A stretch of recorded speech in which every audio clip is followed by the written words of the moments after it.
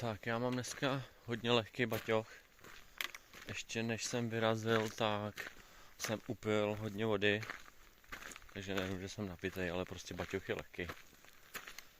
Mám tam nějaký tortily, mám tam jedno jídlo, ještě zalivací, takže uvidím, jak to půjde.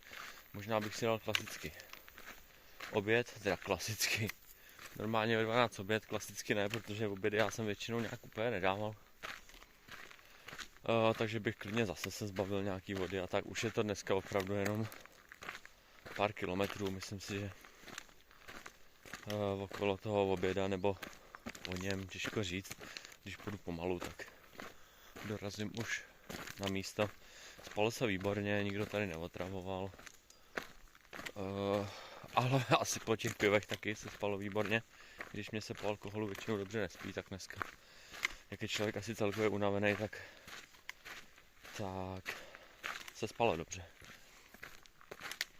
Takže jo, já vyrážím, uvidím, jestli po cestě bude ještě něco zajímavého, myslím si, že jo. Takže kolem té Berounky je to hezký. A zítra směr Louny, tam úplně, ale jo, tak jako toho taky tuším, co čekat. Ale to možná nebude tak záživný, spíš potom Český středohoří.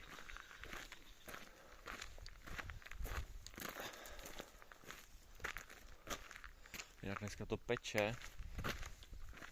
A to už je asi jedno. Taky změna. Takže vysvětlit sluníčko, takže to bude jiný.